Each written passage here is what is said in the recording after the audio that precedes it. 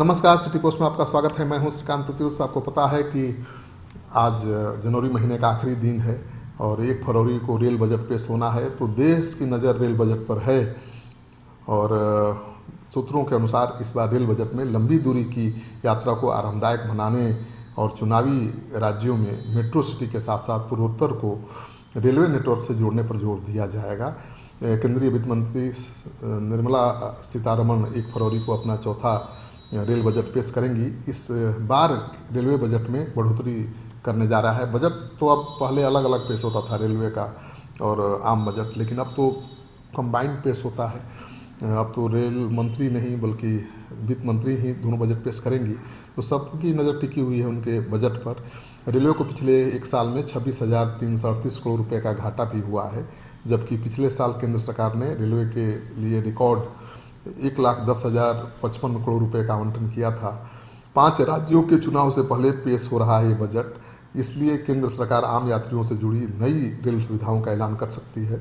इस बार का rail budget करीब 2.5 लाख करोड़ रुपए का होगा, ऐसा उम्मीद है। यानी घाटा है, रेलवे को लगातार हो रहा है, लेकिन फिर भी सरकार उसका बजट बढ़ा रही है ताकि लोग खुश रहें, क्योंकि आम लोग ही रेलवे का ज़्यादा इस्तेमाल करते हैं। केंद्र अगले साल के अंत तक ब्रॉड गेज रेलवे लाइनों के पूर्ण विद्युतीकरण को प्राप्त करने के अपने प्रयासों को इस बार अमली जामा पहनाने का ऐलान कर सकता है। और रेल बजट में हाई स्पीड ट्रेनों की ऐलान की घोषणा हो सकती है। चुनावी राज्यों और मेट्रो सिटी के रेल संपर्क को चुस्त दुरुस्त करने की योजना बनाई जा रही है। इनके लिए सरकार कुछ प्राइवेट कंपनियों को शामिल कर सकती है। नई दिल्ली से वाराणसी के बीच बुलेट ट्रेन का भी ऐलान किया जा सकता है।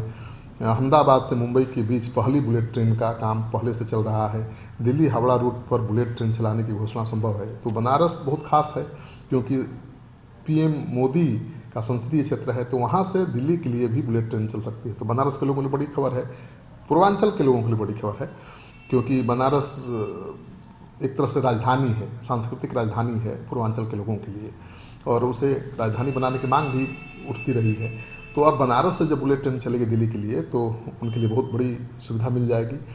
इस बार रेल बजट में हाई स्पीड ट्रेनों के परिचालन की ज़्यादा संभावनाएं हैं। सूत्रों का कहना है कि रेल बजट में खास फोकस गोल्ड क्वाड्रिलेटरल रूट्स पर भी रहेगा।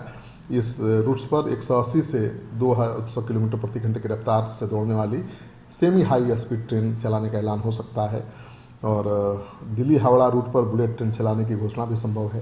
लेकिन बिहार को क्या मिलेगा, इसके बारे में अभी तक कोई जानकारी नहीं है, क्योंकि ज़्यादातर समय रेल मंत्री बिहार के ही रहे हैं और बिहार को बहुत कुछ उम्मीदें रहती हैं रेल बजट से। लेकिन अब तो बिहार का कोई रेल मंत्री है नहीं, तो ज़्यादा उम्मीद करना भी बेमानी ही है।